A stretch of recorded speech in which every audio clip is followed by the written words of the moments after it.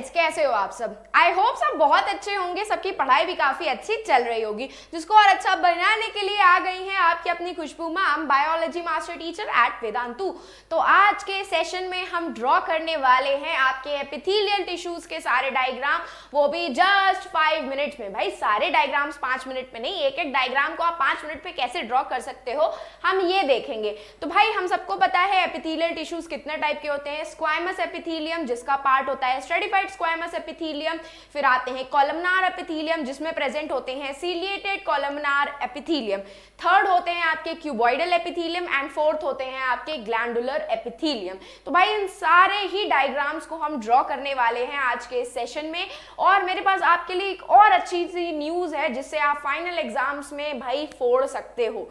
तो वो न्यूज आपके लिए ये है कि ध्यान से सुनना कि वेदांतु आपके लिए लेकर के आया है प्रैक्टिस पेपर्स। भाई ये प्रैक्टिस पेपर्स में आपको तीन प्रैक्टिस पेपर हर एक सब्जेक्ट के, सारे ही सब्जेक्ट्स के, including Hindi also, and Hindi का तो इवन आपके पास 6 सैंपल पेपर्स रहेंगे, 6 प्रैक्टिस पेपर रहेंगे जिसको आप प्रैक्टिस कर सकते हो। वो भी कैसे?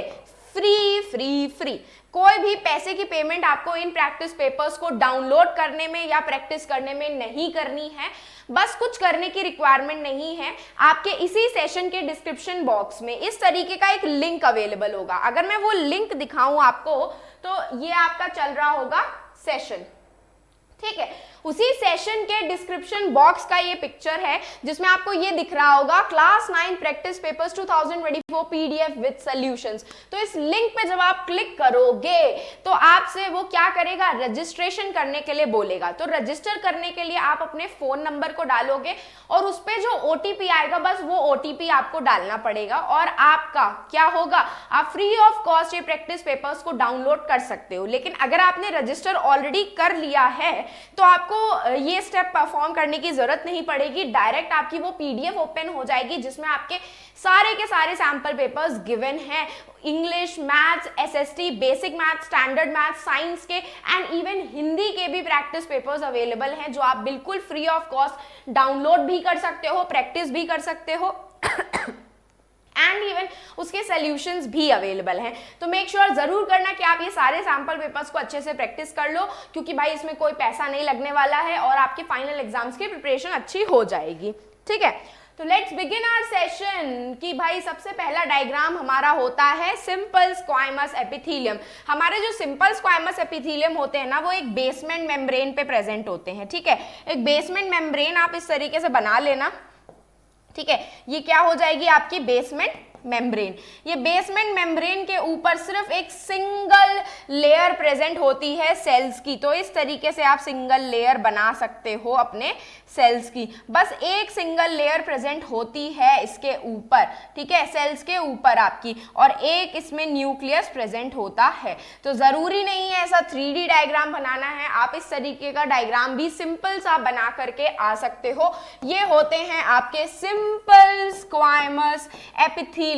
और सिंपल स्क्वायमस एपिथेलियम किसका क्या करवाते हैं? फंक्शन एक्सचेंज का प्रोसेस करवाते हैं। तो बॉडी में जहां पे भी कोई भी मटेरियल एक्सचेंज हो रहा होगा, जैसे कि एल्वियोलाई आपका गैसेस का एक्सचेंज करवाती हैं, ब्लड वेसल्स में आपके मटेरियल का एक्सचेंज होता है। तो जहां पे भी आपका चीजों का एक्सचेंज हो रहा होगा, मटेरियल का एक्सचेंज हो रहा होगा, वहां पे आपके सिंपल स्क्वायमस एपिथेलियम प्रेजेंट होते हैं, जिसका आप ये बेसिक सा डायग्राम बना करके आ सकते हो। बस नीट एंड क्लीन होना चाहिए और इसमें भी आपको नंबर मिल जाएंगे।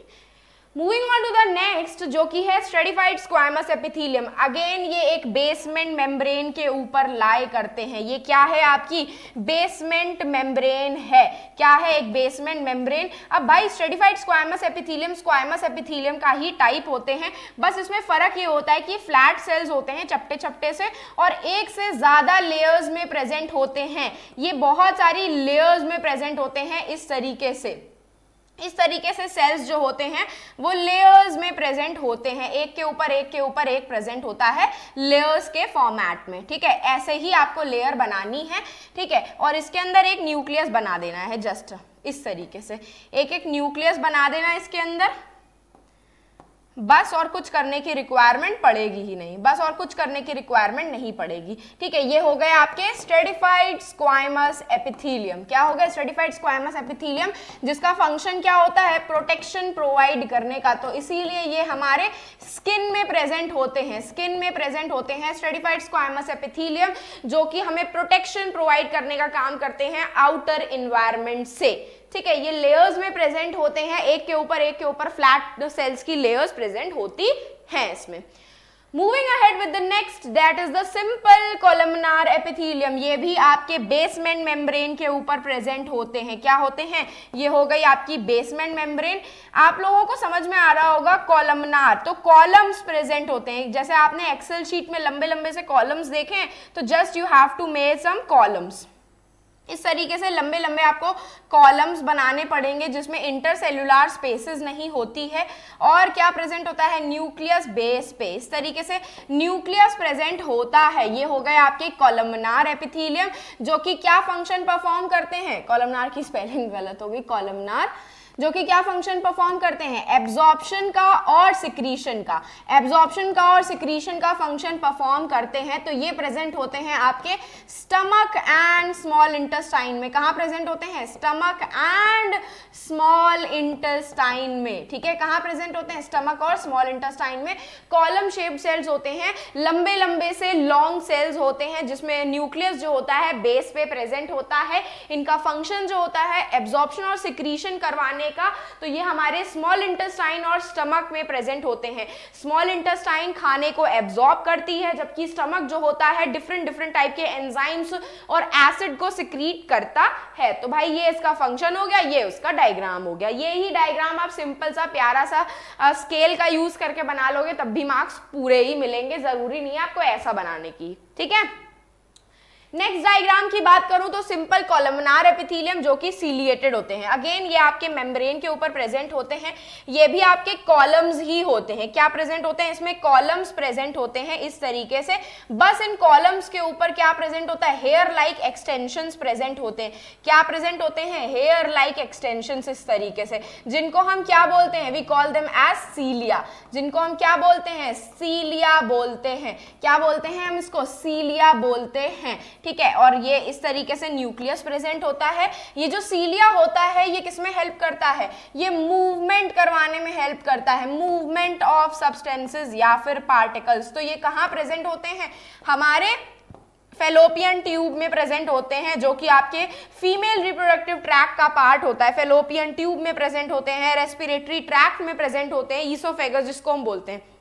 तो भाई इस तरीके से कॉलम शेप सेल बना लेना, उसके ऊपर छोटे छोटे से सीलिया बना लेना, बस हो गया सीलिएटेड कॉलमनार एपिथेलियम। ठीक है, नेक्स्ट आते हैं हम क्यूबॉइडल एपिथेलियम पे। वो क्यूब देखा है? क्यूब आपने, वो क्यूब की तरह ये सेल्स होते हैं। कैसे होते हैं? क्यूब शेप्ड सेल्स होते हैं। ये भी आपके बेसमेंट मेम्ब्रेन के ऊपर प्रेजेंट होते हैं इस तरीके से, और क्यूब शेप सेल्स होते हैं इस तरीके से, थोड़े से बड़े होते हैं। एक मिनट दोबारा से बनाती हूँ।